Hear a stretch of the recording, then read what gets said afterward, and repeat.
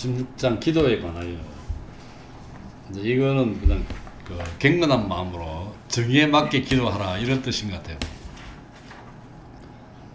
여기 보면은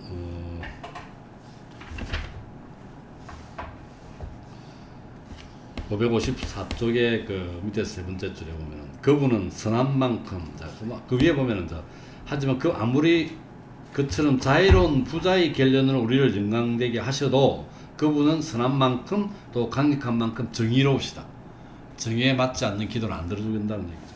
하지만 그분은 당신의 능력보다 당신의 정의를 훨씬 자주 사용하며 우리의 요청 때문이 아니라 정의의 이치에 따라 우리에게 은혜를 베푼다. 플라톤은 법률에서 신들에 대한 불경한 믿음 세 가지를 꼽는데 신들이 전혀 없다고 믿는 것, 신들이 우리에게 개입하지 않는다고 믿는 것, 우리가 기도 봉헌을 바치면 희생을 바치면 우리가 바라는 것 아무것도 거절하지 않는다고 믿는 것이 그러하다. 이 세 가지 믿음이라는 얘기죠. 근데 첫 번째 오류는 신이 없다고 믿는 거죠. 이것은 한결같이 지속되지 않는다. 좀 언젠가 바뀔 수 있다는 얘기고 나머지 둘은 끝까지 유지될 수 있다라고 얘기합니다. 그분의 정의와 권능은 불가분이다. 나쁜 동기로 그분의 힘을 간청해봤자 소용없다.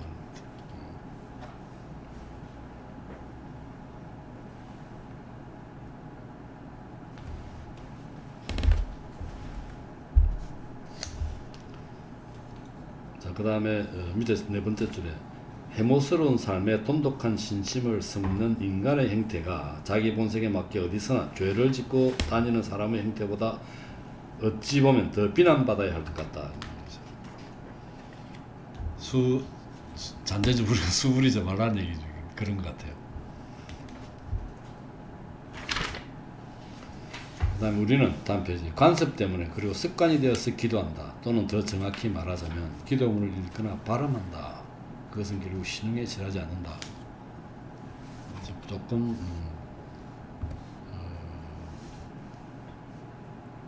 일반적으로 신심 없이 경건한 마음 없이 기도하는 태도를 비판한 것 같습니다. 중간에 재밌는 표현이 있죠. 자기들 시간은 악행에 쓰고 하나님의 시간은 하나님께 바치는 시기다. 식전 식후 기도하고 그 다음에 나머지 시간은 내내 미움과 탐욕과 불의로 보내는 것, 이것을 비판한 얘기입니다.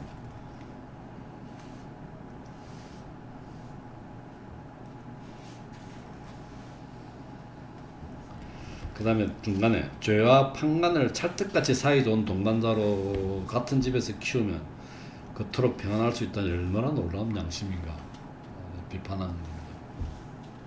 그 다음 오른쪽에 보면은 우리가 개신교에서는 그 성전을 각 나라 말로 번역, 옛날 라틴어로 썼죠. 기도도. 그 다음에 교회 캐톨릭에서는, 구교에서는. 근데 이게 이제 각 나라 말로 번역이 되고 그랬잖아요. 이거에 약간 비판하고 있습니다.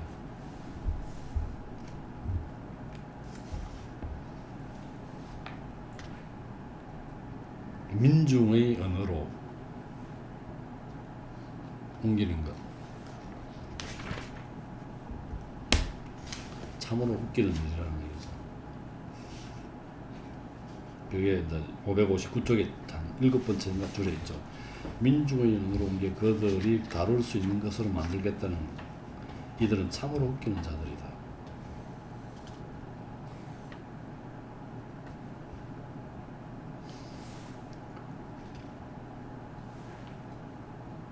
그 밑에 보면 남에게 자신을 온전히 맡기는 순수한 무지가 오만과 무만만 키우는 허황되고 말 많은 학식보다 더 유익하고 높은 식견이 있다. 그래서 5만 가지 방언으로 퍼뜨리는 자유는 유용한 게 아니라 오히려 위험하다고 본다.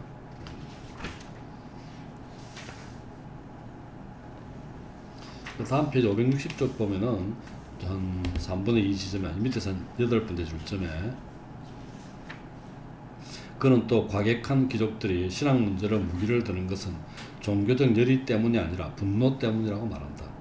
종교적 열의는 질서 있고 온건하게 처신하면서 거룩한 이치와 정의를 따르지만 인간적인 정념의 지배를 받으면 분노와 시샘으로 변해 밀과 포도 대신 가라지와 쐐기풀만 생산한다는 것이다. 이게 참 정념이라는 게 대단히 참 중요한 것 같아요. 우리 그제 내가 그 카톡에 올린 거 보면은 우리가 다스리 하는 것, 뭐 자연의 변화, 그다음에 인생의 변화, 생로병사 같은, 그다음에 감정의 변화잖아. 1번, 2번은 우리가 다스릴 수가 없죠, 사실은. 그러니까 감정의 변화, 정념을 다스릴 수 있어야 되는 것은. 그래서 마지막 줄에 보면은 논쟁은 교회의 분열을 잠재우는 게 아니라 일깨우고 이단을 활성화시킨다고 말했다. 그래서 그렇기 때문에 모든 말상과 논리적 논쟁을 피하고 고대인들이 세워놓은 신앙의 가르침과 틀을 단순하게 따라야 한다고 말이다.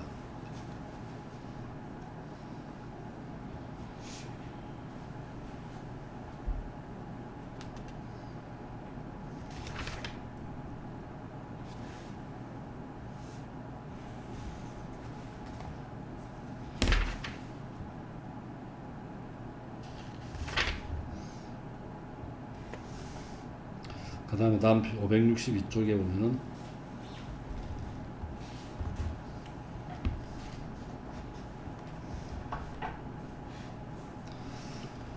중간쯤 보면은 우리 어떤 글에 대해서 순전히 인간적이며 철학적일 뿐 신학이 섞여 있지 않다고 불평하는 것을 보았는데, 하지만 이와 반대를 말한다 해도 가히 그러진 않으리라. 그러니까 신성한 교리는 여왕이요 지배자로서 따로 자기 지위를 지키는 것이 낫다. 이리저리 그냥 그 신학이 신성한 신앙이 이리저리 약간 섞여서 이용당하거나 부분적으로 섞여 있는 것보다는 이게 낫다는 얘기가 있는 것 같아요. 그 다음에 그런 표현, 다음 페이지 563쪽 네 번째 줄, 철학은 쓸모없는 한여, 신성한 학문에서 쫓겨났다는 그런 표현이 있고요. 그 다음에 그쪽에 마지막 패러그래프인가요? 나는 인간적인 소견, 나의 소견을 제시하는 것이다. 우리가 예로부터 그 소견이랄 때 의견, 독사라고, 독사, DOSA라고 그러죠. 지식과 문의의 중간입니다. 이 독사라는 개념이라는 것이.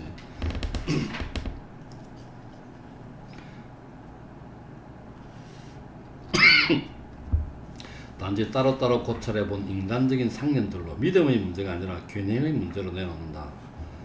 하나님께 의거해서 내가 믿는 것이 아니라 나 자신에 의거해서 내가 생각하는 것을, 아이들이 자기들 나름대로 생각해 본 것을 내놓듯이 가르치려는 것이 아니라 가르침을 받을 것으로서 성직자의 방식이 아니라 평신도의 방식으로, 하지만 매우 갱건하게 말이다. 자기 얘기를 하고 있는 것 같고요.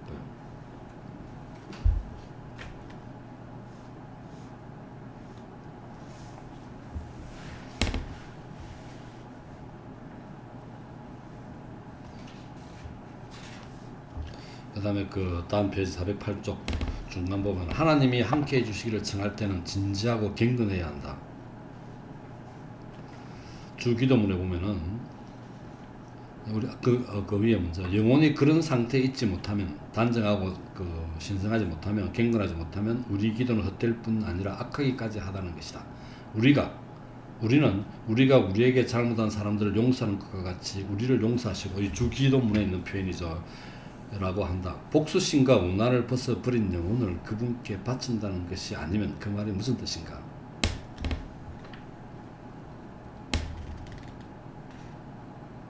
그 다음에 565쪽 여자 약간 비난하는 말이 나옵니다. 밑에 네 번째 줄에 나바로 왕비 마르그리트는 젊은 왕자에 대해 이야기한다. 변호사 부인과 동침하기 위해서 약속 장소를 가는데 교회를 지나가게 돼서 갱건한 기도를 드렸다는 얘기인데, 하나님의 은혜를 어디 이용했다는 거죠. 근데 이 왕비는 신심의 증거로 이걸 세우고 있는데, 여자는 신앙 문제를 다루는 적합하지 못하다는 거죠. 이게 나쁜 짓을 하러 가는데 무슨 신심이냐, 이런 얘기죠.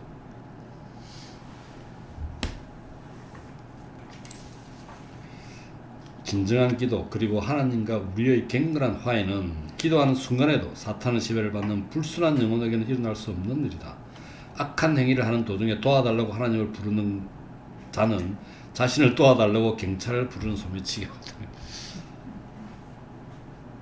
그 다음에 중간 패러그래프 하나님께 청하는 비밀스러운 청원을 감히 만천하에 공표할 수 있는 사람은 아주 적으니 바로 그 때문에 피타고라스 학파는 서원을 공개적으로 말하고 모두가 듣게 하기를 원했던 것이다.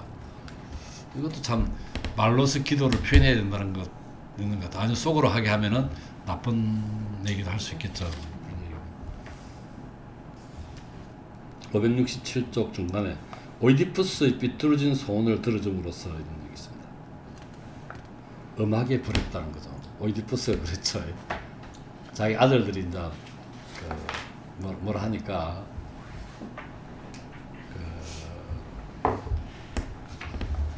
무력으로 왕권의 계승자를 결정짓게 해달라고 했기 때문에 두 아들이 죽었죠. 싸우면서.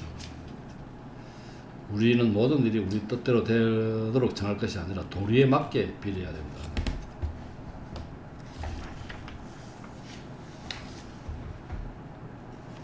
다음 페이지 보면 414쪽 보면 세 번째 줄에 하나님의 법보다 넉넉하고 온화하고 호의적인 것은 없다. 하나님의 법은 우리처럼 죄 많고 가정스러운 자를 당신에게로 부른다.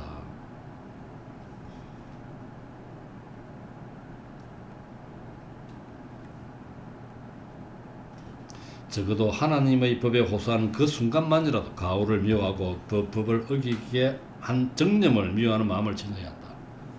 그래서 마지막에 보면 플라톤은 말한다. 신들도 선인도 악인의 선물은 받지 않는다고. 참 좋은 말도 많습니다. 그 다음 나이에 관하여 마지막 장입니다. 소카토 얘기가 나옵니다. 이 자살한 사람이죠.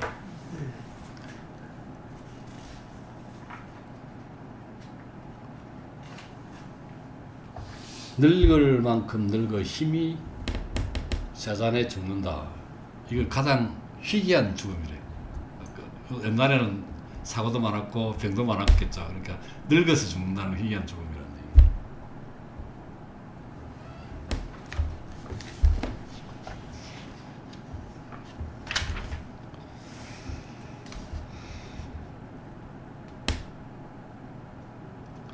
노쇠에 죽는 것은 희귀하고 특별하며 외적인 일이라 다른 죽음보다 그만큼 덜 자연스럽다. 이게 570쪽 5번째 줄에 있습니다.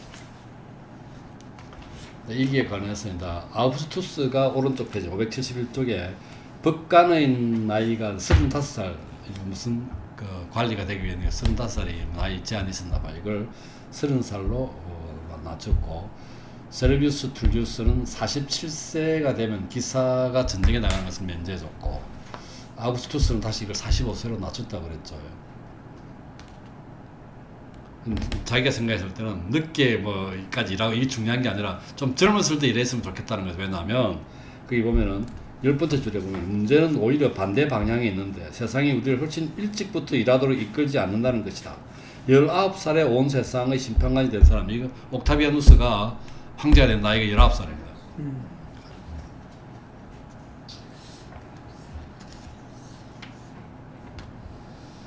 그 다음 밑에 마지막 줄에 보면은 타고난 자질과 덕성은 그 힘과 아름다움을 이 나이에 보여주거나 아니면 결코 보여주지 않는다. 이 표현 괜찮죠.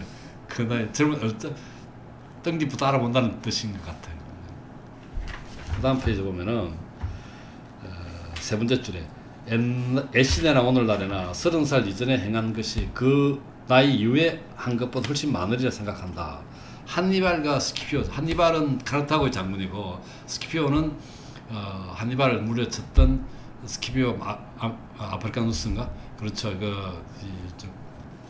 로마 장군이었죠.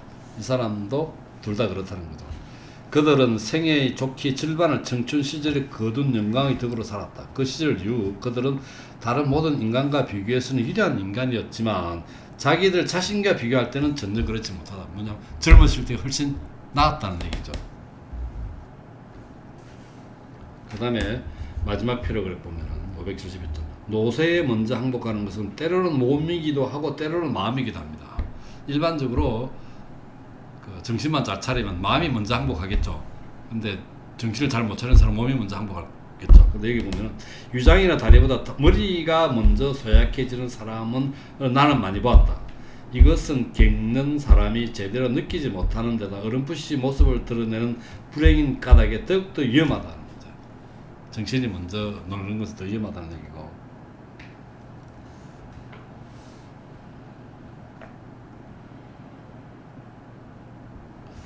알겠습니다. 이상으로 우리가 길고 긴 여정을 끝냈습니다. 몇 달 걸린 것 같은데. 아직 이상한 건 남았지만 아주 감사합니다. 맞추고 멘트.